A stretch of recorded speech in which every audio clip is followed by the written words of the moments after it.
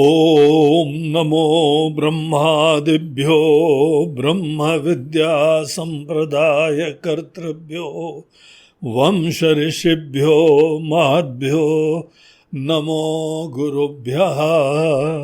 सर्वोपप्लवरहितः प्रज्ञानघनः प्रत्यगर्धो ब्रह्मैवाहमस्मि ब्रह्मैवाहमस्मि।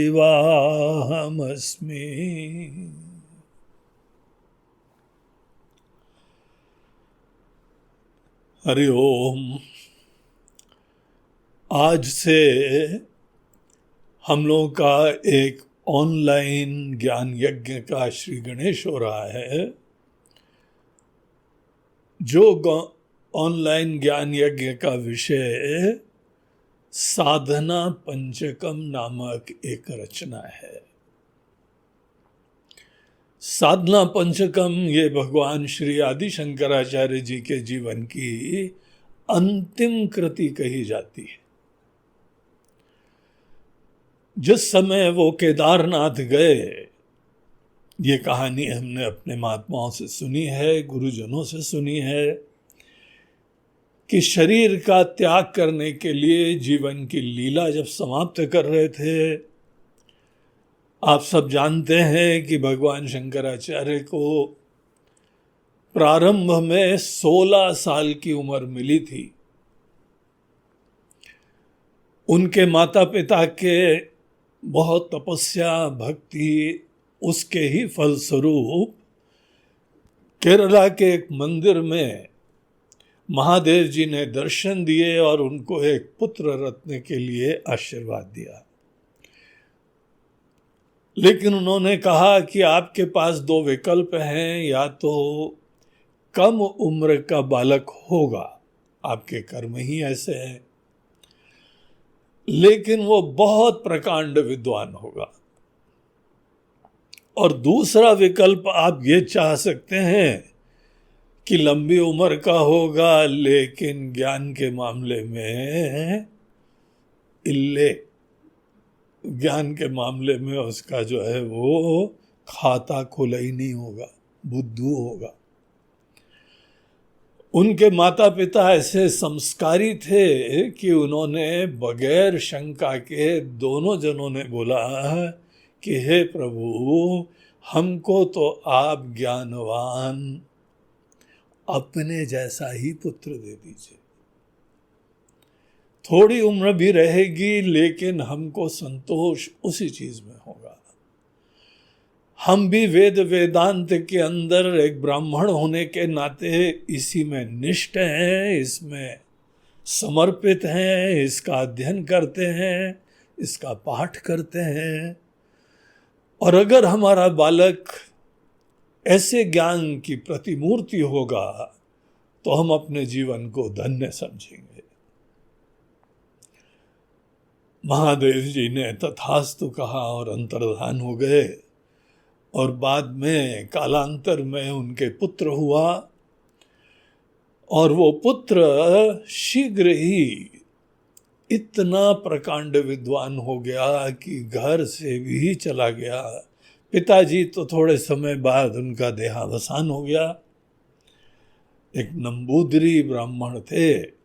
नंबूदरी ब्राह्मण वहाँ पे मंदिरों की पूजा पाठ करने के लिए होते थे। तो वो चले गए और उनकी माताजी अकेली थी।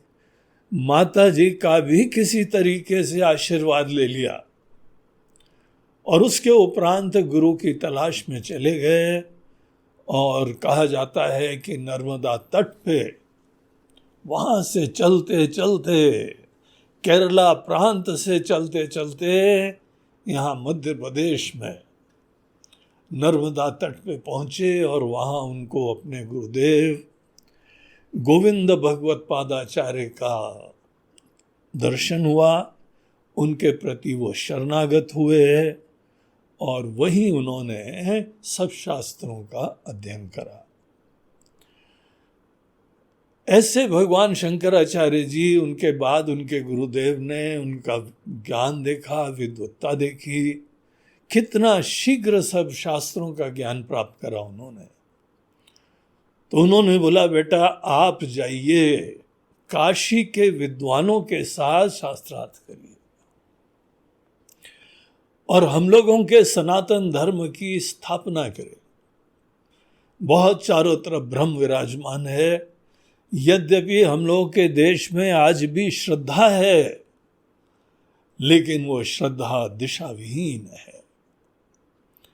हमारा ये कर्तव्य है, जिसके पास ये ज्ञान है उसका कर्तव्य है कि वास्तविक ज्ञान को दुनिया के सामने लाया जाए, सनातन धर्म की प्रतिष्ठा करी जाए। मूल रूप से सनातन धर्म जिसका दर्शन वेदांत है, वो अद्वैत का ही प्रतिपादन करता है। पूरे विश्व में ये वेदांत दर्शन ही है जो हमको बताता है कि केवल भगवान की भक्ति नहीं, भगवान की भक्ति आवश्यक है, खूब भक्ति करो, लेकिन भक्ति का पर्यवसान आपको पता है कहाँ होता है? आप अलग खड़े हैं, प्रार्थना कर रहे हैं, भजन कर रहे हैं, पूजा कर रहे हैं, उसमें नहीं होता है। आपकी भक्ति का पर्यवसान होगा जिस समय आप अपने आराध्य से एक हो जाएं, भगवान से एक होके भक्त और भगवान की दूरी खत्म कर दें। इसी को अद्वैत दर्शन कहा है। हर जीव प्रारंभ में द्वैत में पड़ा रहता है।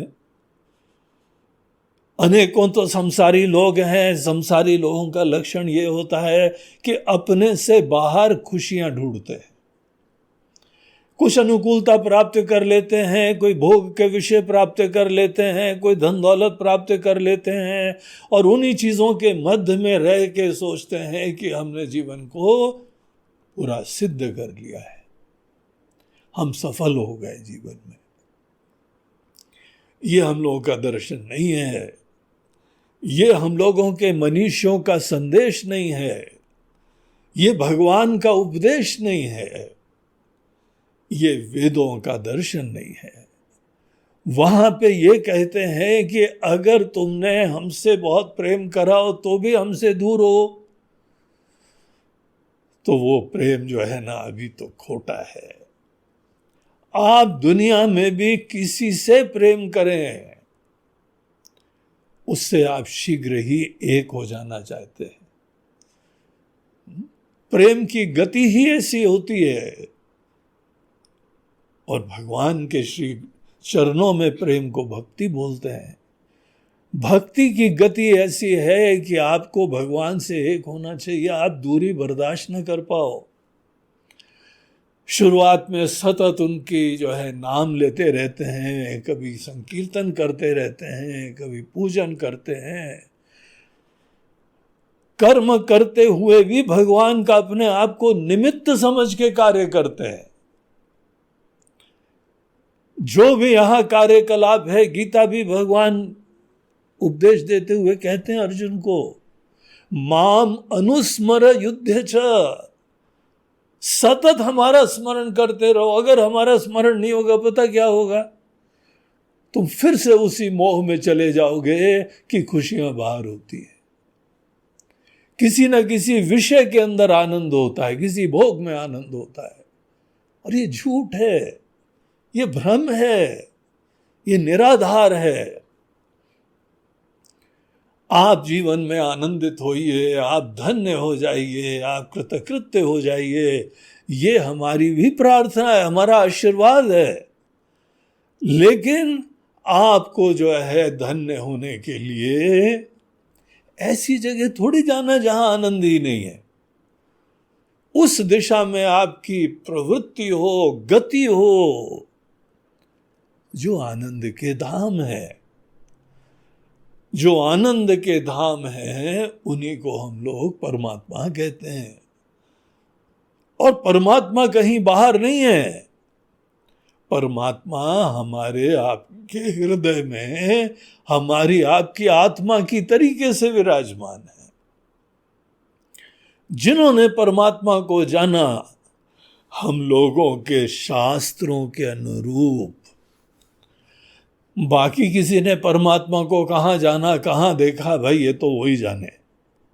हम लोग तो उस चीज को गलत समझते हैं, झूठ समझते हैं, मोह समझते हैं।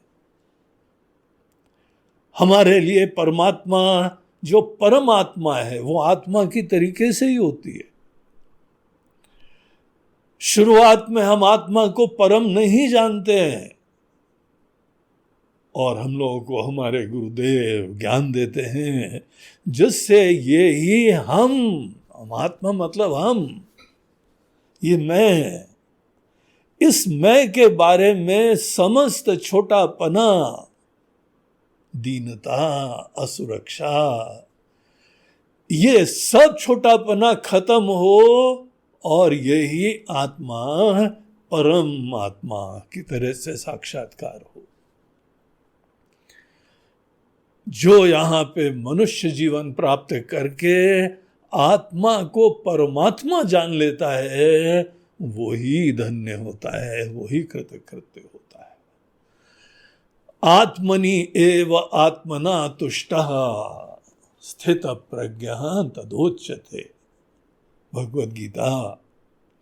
भगवान कृष्ण अर्जुन को बोलते हैं, अर्जुन स्थित प्रज्ञ बनो, अपने अंदर अपने आप पूर्ण संतुष्ट हो जाओ, धन्य हो जाओ। दुनिया में इस तरीके से नहीं निकलो कि हमको यहां से ये प्राप्त करना है, वो प्राप्त करना है। ये तो रोगी लोग होते हैं जो इस सोच से युक्त होते हैं कि वार हमको धन प्राप्त करना है, शोहरत प्राप्त करनी है, नाम प्राप्त करना है, पावर प्राप्त करनी है, घर बाहर रिश्ते नाते बाहर विस्तार करना है।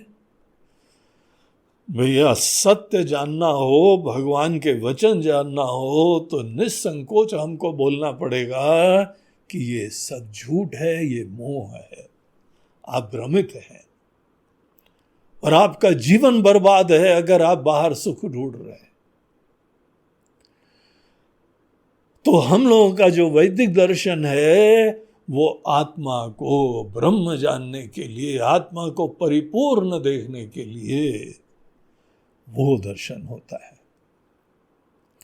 वस्तुतः हमारी सबकी यात्रा अपने अंदर की यात्रा होती है। बाहर के अनेकों कर्तव्य भी पूरे करने होते हैं, शरीर की भी देखभाल करनी होती है, स्वजनों की भी सेवा करनी होती है, कुछ अर्थ का संचय भी अपने शरीर यात्रा के लिए आवश्यक होता है, सामाजिक कार्य के लिए आवश्यक होता है। इसमें कोई प्रॉब्लम नहीं है, लेकिन लक्ष्य हमारा यही होना चाहिए कि मुझसे मिला दो मेरे राम जी। हमको अपने आप का पूर्णता देखनी है। एक बार ये निश्चय हो जाए, ये दर्शन हमारे हृदय में बैठ जाए, उसके बाद जीवन में आप जो भी करेंगे सब सही होने लगेगा। पूरी दुनिया में जब हम लोग देखते हैं तो अनंत काल से माया का इतना प्रबल प्रभाव है कि सब लोग बाहर की दुनिया में भटके हुए हैं। देखिए लड़ाइयां हो रही हैं, बड़े बड़े युद्ध होते हैं, अनेकों कपट होता है, धोखा होता है, हिंसा होती है, घर के अंदर तक हिंसा होती है, दूसरे की कदर नहीं होती है, केवल इसीलिए क्योंकि बाहर से हमको ये चाहिए, मिल नहीं रहा है, तुम्हारी ऐसी की तैसी, तुम्हारी उपेक्षा, हमको क्या लेना देना तुमसे, हमको हमारा भोग मिल जाए, हमको हमारा धन मिल जाए। ये सब भटके हुए लोग हैं, गलत हैं, झूठ है ये। तो यहां पे वेदों के अंदर हमको पूरा रास्ता दिखाया जाता है कि हमको अपने अंदर की यात्रा कैसे करनी है। अंदर की यात्रा बड़ी जटिल होती है। देखिए दुनिया में कितने सारे धर्म हैं, सभी धर्म के जो भी गुरु लोग हैं, अवतार हैं, भगवत स्वरूप, उनके भगवान हैं, सब हमको आनंदित होने के लिए बताते हैं। आनंद की प्राप्ति सबका एकमात्र लक्ष्य है। लेकिन आनंद की प्राप्ति के लिए देखिए आप खुद ही कितने सारे मार्ग दिखाए जा रहे हैं।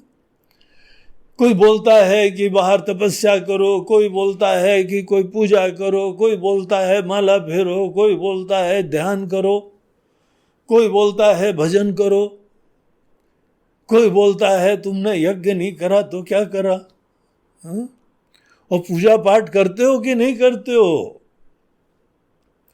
अनेक अनेक चीजें और इतने आदरणीय लोगों के द्वारा बताई जाती है कि हम और आप कोई उसमें अधिकार ही नहीं रखते हैं कि उसमें किसी भी प्रकार से हम प्रश्न चिन्ह लगाएं।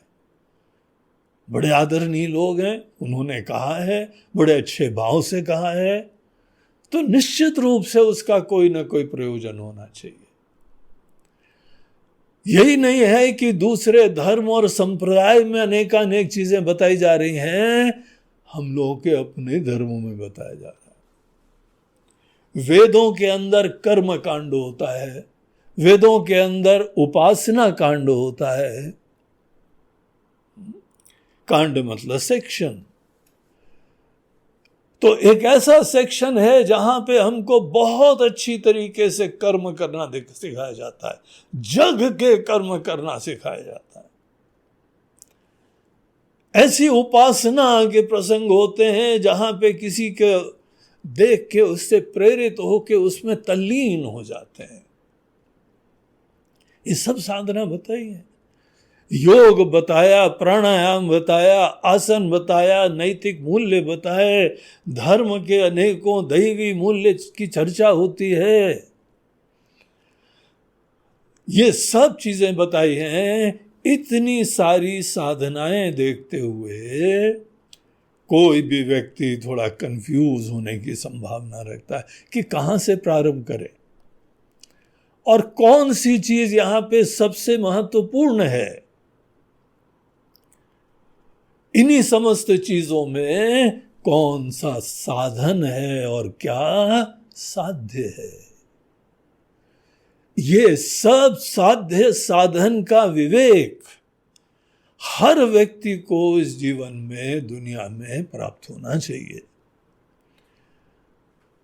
तो ये कथा आती है जिस समय शंकराचार्य जी यहां से जाने वाले थे, उन्होंने अपने अनेकों भक्तों को बुलाया, उनके साथ साथ चल रहे थे, केदारनाथ की यात्रा पे आए हुए थे।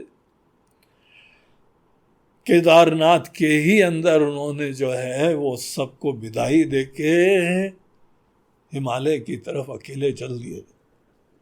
सबको बोला अब इससे आगे कोई नहीं आएगा। और उसके बाद वो कहां विलीन हो गए किसी को नहीं पता। कहीं हिमालय में जाके उन्होंने जो है शरीर त्याग कर दिया, कहीं किसी गुफा में थोड़ी देर बैठ के उन्होंने क्या कर दिया, यह पूरे पंच तत्वों को ही जो है वह अपने मूल तत्वों में विलीन कर दिया। ये भगवान ही जानते हैं।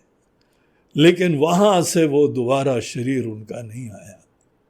बड़ी दिव्य प्रकार की मृत्यु थी उनकी। मृत्यु इसलिए कहते हैं क्योंकि शरीर का त्याग हो गया। उनकी अपने आप में आत्मा तो अमर है, अमृत स्वरूप है। यही उनका ज्ञान, यही उनकी शिक्षा सबको रही। उस समय जब वो जाने वाले थे तो सब लोगों से पूछा कि हाँ भाई आपको कुछ अंतिम चीज पूछनी है क्या। अब हमारा 32 साल का उम्र, 16 साल तो महादेव जी ने दिया और 16 साल काशी में व्यास जी ने दिया।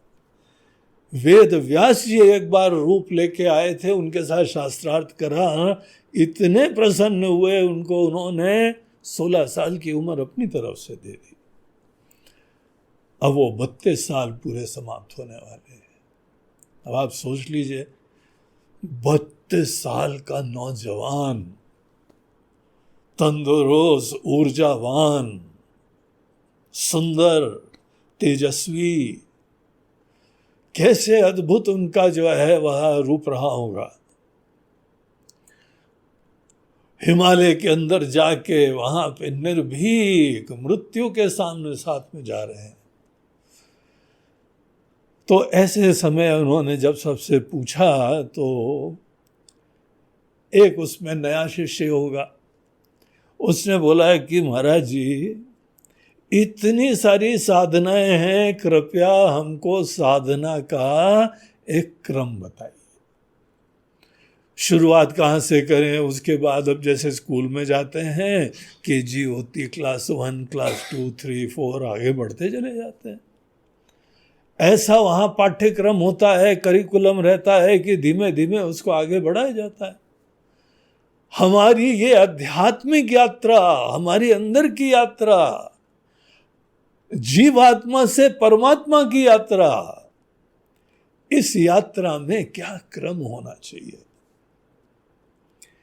अभी महाराज जी हमको बहुत स्पष्ट नहीं हुआ है।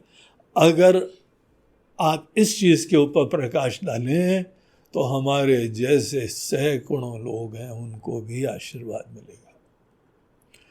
तो बहुत प्रसन्न हुए कि एक ऐसा प्रश्न कर रहे हैं जिससे जगत का कल्याण होगा, बहुत सारे लोगों को पता लगेगा।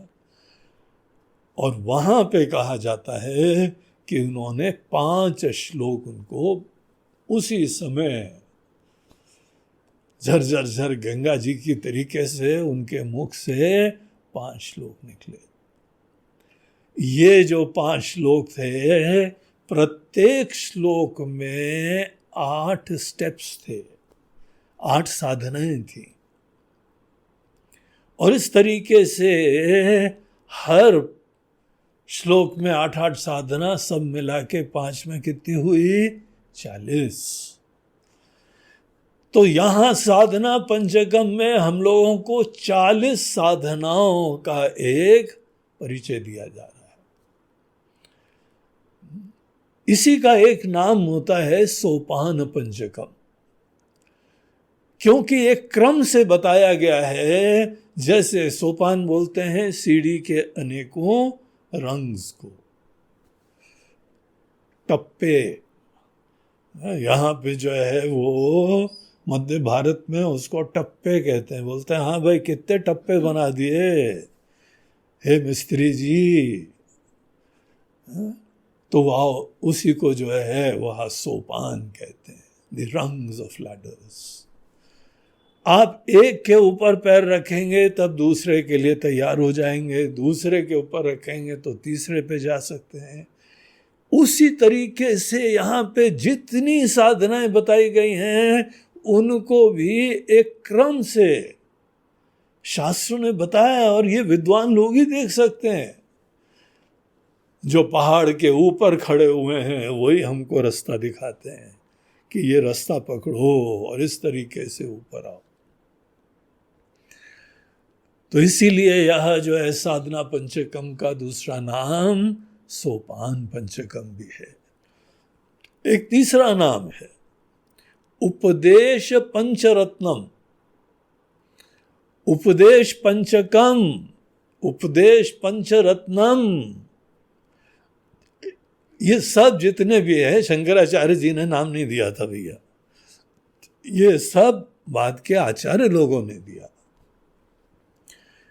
जब अनेक आचार्यों ने इसी रचना को देखा तो ऐसे प्रफुल्लित हो गए, बोला रत्न है ये, 5 श्लोक पंचरत्न, उपदेश का पंचरत्न है। तो इसी को बहुत आदर दिया जाता है, इस रचना को। और यहाँ पे जो चीजें बताई गई हैं हम लोग बहुत ज़्यादा इसके विस्तार में नहीं जाएंगे। एक एक दिन एक एक सोपान में कल से प्रवेश करेंगे। कल से हम पहले वाले सोपान में प्रवेश करेंगे, लेकिन एक चीज आपको हम और बताना चाहेंगे। आज भूमिका का दिन है। इसकी रचना किसने करी है, इसका स्वरूप कैसा है, इसका विषय क्या है, इसका अधिकारी कौन है, सब चीजें जो हैं किसी भी ग्रंथ के प्रारंभ में जाननी चाहिए। तो उसकी हमने संक्षेप में चर्चा करी। लेकिन आप देखिए, साधना शब्द, हम लोग को साधना करनी है, साधना करनी है, बहुत ही आदरणीय शब्द है और बहुत प्रचलित शब्द है। कोई बैठा हो, ध्यान कर रहा हो, बोलते हैं अरे डिस्टर्ब मत करो, साधना कर रहा है। कोई पूजा कर रहा है तो साधना कर रहा है। देखिए, यहां पे साधना करना बहुत आवश्यक है, सुंदर है। आपके पुण्य के परिभाग होंगे कि आप नित्य साधना करें कुछ ना कुछ। लेकिन आपको पता है ये साधना शब्द का अर्थ क्या होता है? थोड़ा सा हम लोग इसके ऊपर विचार कर लें। साधना एक ऐसी क्रिया होती है, शारीरिक या मानसिक या बौद्धिक, जो एक पुरुषार्थ से करी जाती है। सेल्फ एफर्ट लगता है उसमें। जैसे गाड़ी को हम आगे चलाते हैं ना, उसी प्रकार से हमारी गाड़ी किसी दिशा में संकल्प पूर्वक आगे बढ़ती है, आगे बढ़ती है। आगे कहां बढ़ती है, ये इंपॉर्टेंट होता है। जिस व्यक्ति के पास कोई साध्य होता है वो ही साधन करता है। साधन का आश्रय कौन लेता है? जिसको कहीं पे गंतव्य पे पहुंचना हो। गाड़ी आपकी साधन है और गाड़ी को चलाना आपकी साधना है। आप जो है यात्रा पे निकल रहे हैं वहां पे पहुंचने के लिए, लेकिन आपको लक्ष्य का स्पष्टता होनी चाहिए। इसीलिए साधना पे बहुत ज्यादा चिंता मत करो, उससे पहले एक चीज को स्पष्ट करो। आप भजन जरूर करिए, पूजा जरूर करिए, जप जरूर करिए, ध्यान जरूर करिए, योग जरूर करिए, लेकिन इसको कभी मत भूलो कि हमको पहुंचना कहां होता है। जिस व्यक्ति को साध्य की स्पष्टता नहीं है, वो किसी पुरुषार्थ पूर्वक कार्यकलाप को करता है, उसको साधना नहीं कहा जाता है। जब लक्ष्य ही नहीं पता है कहां पहुंचना है, तो कुछ भी करने से हम कहां पहुंचेंगे? आपके मन के अंदर कोई निश्चय नहीं है कहां पहुंचना है। इसीलिए जो भी हो जाए तो बोले हाँ ये कुछ नई चीज आ गई, कुछ नई अनुभूति हो गई। इसीलिए साधना जो भी करता है उसको साध्य की स्पष्टता होनी चाहिए। साध्य बोलते हैं जो आपको सिद्ध करना है। साधन तो एक मीन्स है साध्य तक पहुंचने के लिए। किसी साध्य को साधने के लिए साधना करना पड़ता है। यद्यपि हमारी साधना प्रामाणिक होनी चाहिए, ठीक प्रकार से करी जानी चाहिए, लेकिन साध्य की स्पष्टता पहले अपेक्षित होती है।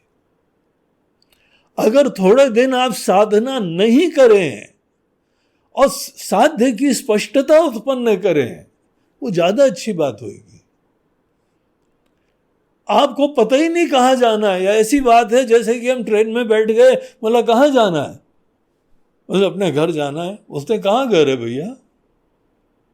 बोलते पता नहीं, ढूंढ रहे हैं, हम भटके हुए अपना घर ढूंढ रहे हैं। तुमको यही नहीं पता है तुम्हारा घर कहां है, तुम्हारा गंतव्य कहां है, तुमको जाना कहां है? क्यों साधना कर रहे हो? साधना इसलिए कर रहे हैं क्योंकि करी जाती है। क्या देखा देखी में करना होता है? क्या अनेकों को दिखाना होता है कि हम बड़े श्रद्धालु हैं, बड़े धर्मनिष्ठ हैं? ये प्रेरणाएं नहीं होनी चाहिए।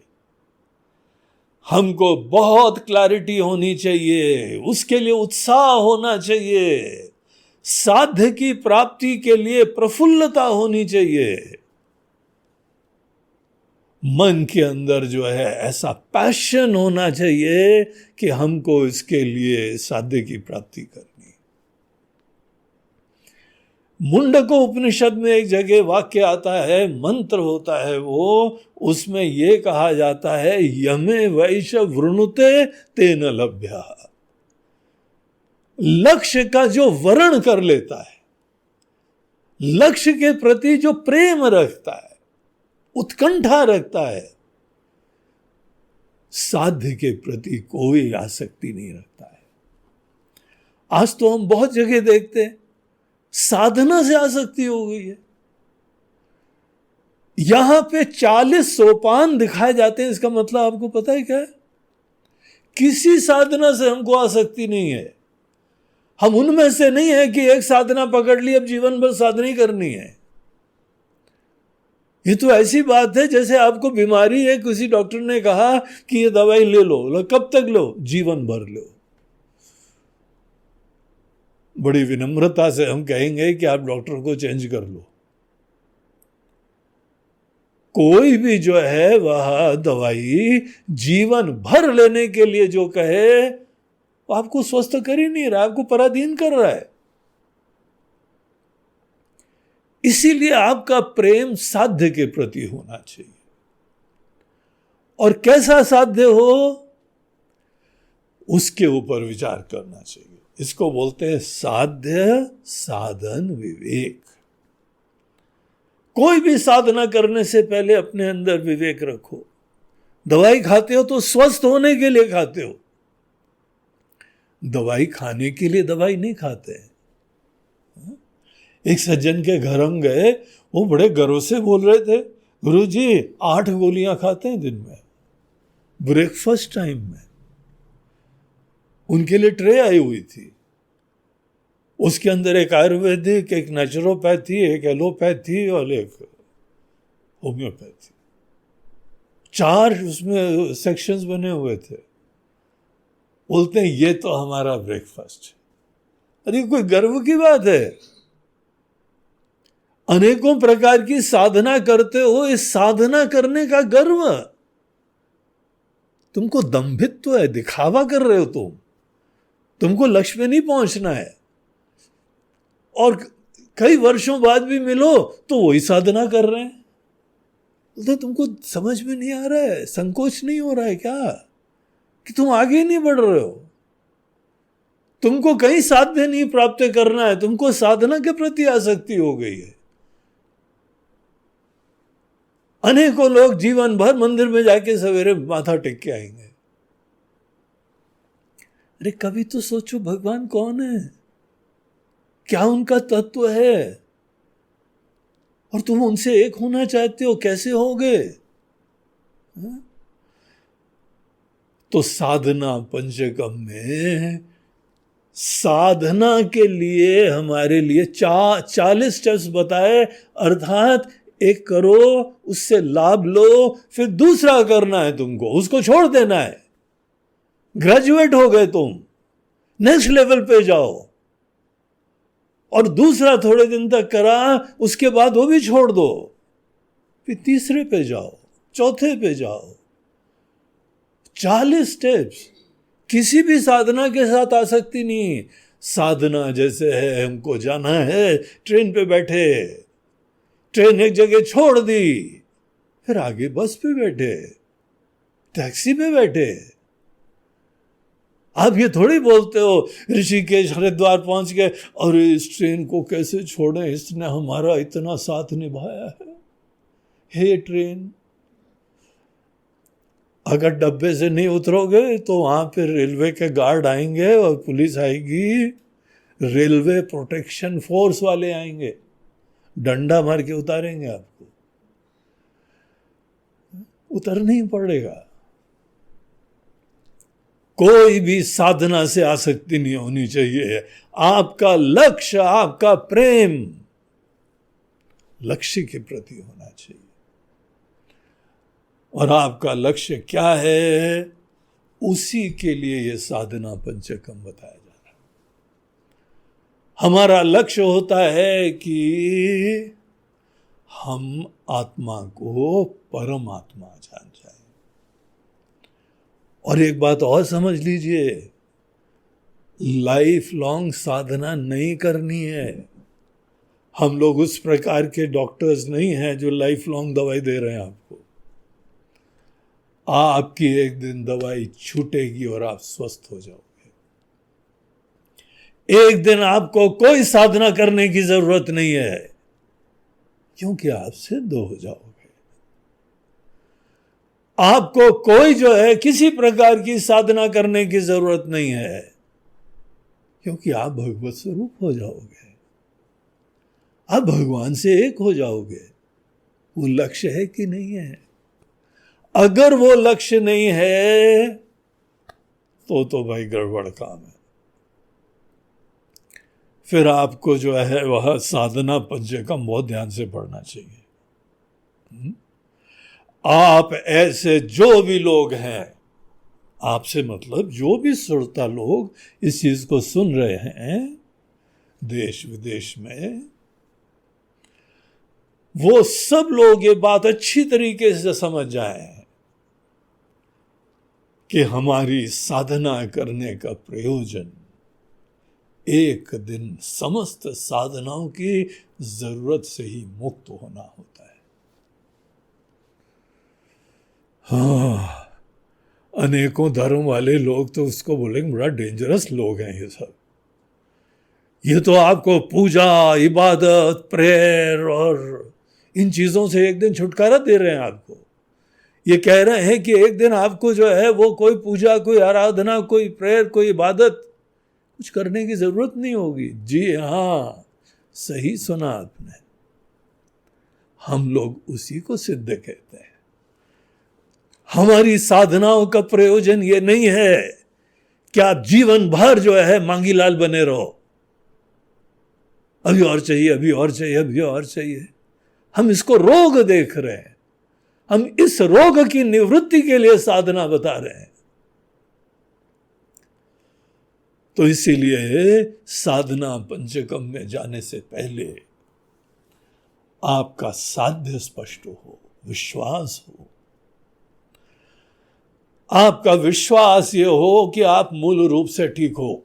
मूल रूप से, अभी नहीं। इस समय तो आप जानते हो ठीक नहीं हो। दुनिया भर की चिंता, डर, विक्षेप, असुरक्षा, अपेक्षा, राग, द्वेष सभी तो भरा पड़ा है ना मन में। इसके पीछे जो हम है, आज उस हम के अंदर दृष्टि सही नहीं है। क्या ऐसा सिद्ध होना है?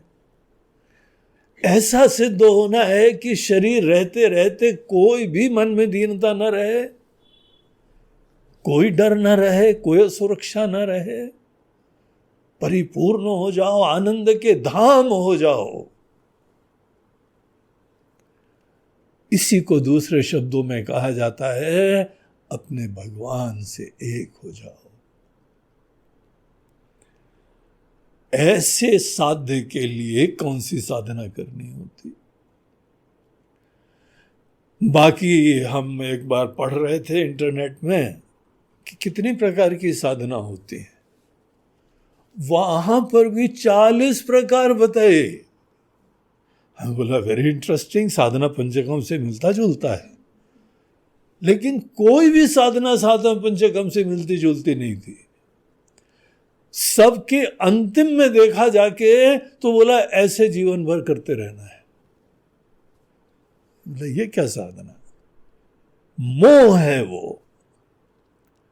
ये वेदांत का दर्शन नहीं है, ये सनातन धर्म नहीं है। लेकिन अनफॉर्चुनेटली, दुर्भाग्य से, अपने देश में नहीं पूरी दुनिया में ये भ्रम विराजमान है। हमारे एक महात्मा जी तो कहा करते थे, ऐसा लगता है महाराज कि गांव के कुएं में ही किसी ने भांग बोल दी हो। सभी ऐसे नशे के मोह के अंदर, मोह के नशे में पड़े हुए हैं। सभी बाहर खोज रहे हैं, तलाश रहे हैं, मर रहे हैं, झगड़ रहे हैं, ऐसे जो है वह आयुध बना रहे हैं कि दुनिया एक बार नहीं सैकड़ों बार खत्म हो जाए। ये विवेकी लोग हैं क्या? बड़े बड़े विश्वविद्यालय, अनेकों प्रकार के इंस्टीट्यूट, और वहां से पढ़ के निकल रहे हैं ऐसे बुद्धू लोग।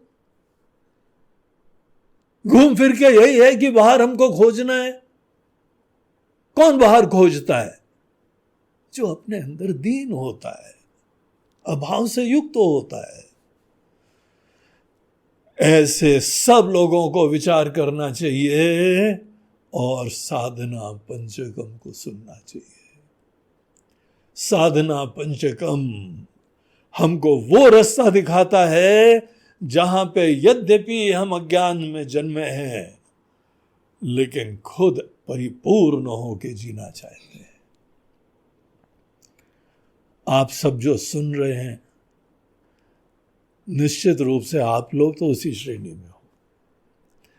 इसीलिए हमारी शुभकामनाएं और आशीर्वाद है कि आपको ये सब नियमित रूप से आप सुने, इसका लाभ लें और अपने जीवन को धन्य करें। एक जगह भगवान शंकराचार्य जी, जिनकी रचना है, वो पता क्या कहते हैं?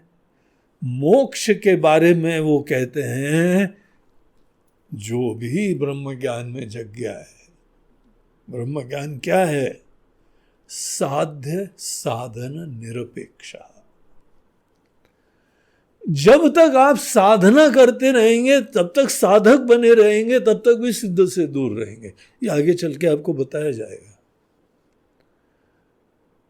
आप जब स्वस्थ होंगे, उसको क्या बोलेंगे? दवाई निरपेक्षा, औषधि निरपेक्षा, साध्य साधन निरपेक्षा। अब तो पहुंच ही गए हो, अब कौन सा साध्य रह गया है?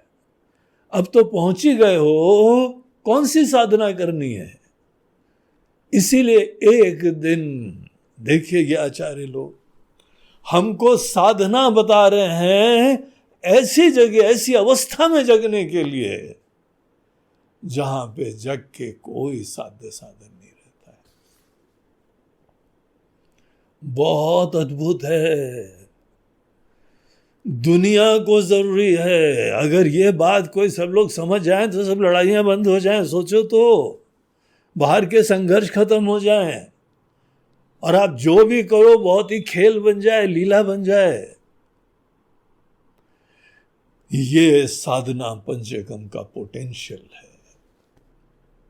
इसीलिए बहुत ध्यान से, बहुत प्रेम से ये हम लोगों का जो अनुष्ठान है, ये 40 दिन अब चलेगा, क्योंकि 40 सोपान है। एक एक सोपान के ऊपर हम लोग डेली चिंतन करेंगे। अगर आपको इसका लाभ लेना है तो आज एक संकल्प लेना चाहिए कि डेली प्रवचन हम YouTube के ऊपर यहां ऑर्गेनाइज कर देंगे कि आपके घर में हम घुस के आ जाएंगे। शांति से बैठना, टीवी के सामने, कंप्यूटर के सामने, मोबाइल के सामने, आइडियली तो बड़े स्क्रीन के सामने बैठना। थोड़ा बहुत जुगाड़ कर लो, कैसे टीवी से जोड़ा जाता है, इंटरनेट, ये सब बहुत काम की चीज है।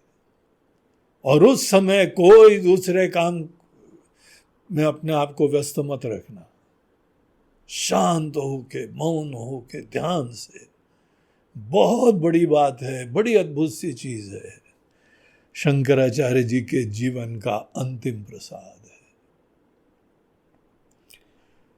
तो इस तरीके से आज ये भूमिका का दिन था। भूमिका हमने समाप्त करी। आइडियली हम लोग 45 मिनट तक करीब उसी के आसपास, कुछ मिनट आगे पीछे चलेगा, लेकिन हमने सोचा है कि टारगेट 1 घंटे से कम का रखेंगे। तो इस तरीके से आज की भूमिका हम यहीं समाप्त करते हैं। प्रत्येक दिन का जो ये कार्यक्रम रहेगा, ये सब हम लोग वेदांत आश्रम इंदौर से इसको प्रसारित कर रहे हैं। हमारा वेदांत आश्रम इंदौर में इसकी रिकॉर्डिंग होती है, इसकी एडिटिंग होती है, अपलोडिंग होती है और शेयरिंग होती है। यही हब है। और यहाँ पे ये सब कार्य हमारे आश्रम के स्वामी जी लोग करते हैं, और ये सब सन्यासी लोग हैं। यही काम करने के लिए कोई शिक्षा, कोई कोर्स ज्वाइन करो, पता नहीं हजारों रुपए लगते हैं। कोचिंग कोर्स ज्वाइन करो, देखो कितना खर्चा लेते हैं। सब कमर्शियलाइज कर दिया ज्ञान को।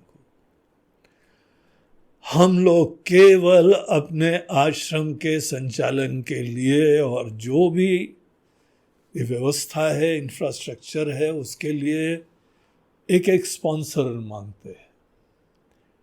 एक दिन के लिए कोई भी आप स्पॉन्सर करिए, अपने ही स्वजनों के नाम से करिए। इसी बीच में यहाँ पे जो है पितृपक्ष भी आएगा, पूर्वजों के नाम से करिए, माता पिता के नाम से करिए। वो भी स्वर्ग आदि में होंगे तो खुश हो जाएंगे। गणेश पर्व आएगा, नवरात्रें आएंगी, सब इसी के बीच में ही तकरीबन ये सब एक से एक दिव्य प्रसंग आएंगे। अवश्य इसका लाभ लीजिए और इसको स्पॉन्सर करिए, प्रायोजन करिए। तो इसका जो है प्रयोजन, उसका सब डिटेल्स आपको यहाँ के आश्रम के माध्यम से प्राप्त हो जाएगा। जिसको भी चाहिए वो आप इसी YouTube के नीचे आपको ईमेल मिलेगा, व्हाट्सएप नंबर मिलेगा। तो ये सब संपर्क करके हमारी इच्छा है कि आप लाभ भी लीजिए और ऐसे कार्यक्रम, ऐसे संस्थान, ऐसे महात्मा लोग जो जीवन समर्पित करे हुए हैं इसी ज्ञान को जन जन तक पहुंचाने के लिए, उनकी आप व्यवस्था करिए। हम लोग सन्यासी लोग हैं, कोई नौकरी, कोई बिजनेस, कोई धंधा नहीं करते। सब केवल भक्तों के द्वारा चलता है। आप भी उसी में सम्मिलित होइए और इसी तरीके से ये ज्ञान की गंगा प्रवाहित होती रहे, यही हम लोगों की प्रार्थना है, यही प्रयास है। आज का जो ये कार्यक्रम है वो एक यंग मैन, बहुत श्रद्धालु लड़का, उसकी पत्नी तन्मय पटेल और उनकी पत्नी विराली, जो भी स्पॉन्सर करेगा उसका नाम हम अंत में लेंगे। व्यासपीठ से उसका नाम लिया जाएगा, YouTube में उसका नाम अंत में लिखा जाएगा, और ये सदैव के लिए विद्यमान रहेगा रिसोर्स। तो ये जो कपल है अहमदाबाद से गया है, मूल निवासी अहमदाबाद के हैं, लेकिन इतना मेहनती लड़का है कि वो धीमे धीमे ऑस्ट्रेलिया पहुंच गया है। वहाँ पे अभी जॉब कर रहा है। पूरा परिवार, उनका एक बालक भी है प्रांशु, बहुत ही जो है तीनों बड़े भक्त, श्रद्धालु, ज्ञान में निष्ठ। बहुत बहुत आशीर्वाद तन्मय को, विराली को और प्रांशु को। आज इस दिव्य कार्यक्रम का श्री गणेश आपकी सेवा से हो रहा है, और बाकी सबको भी हम आमंत्रित करते हैं, आप भी इस ज्ञान यज्ञ में अपनी आहुतियां दीजिए। इसके साथ आज का कार्यक्रम समाप्त होता है। नमः पार्वती पतये हर हर महादेव। नर्मदे हर बोलो गंगा। शुरू हो गया।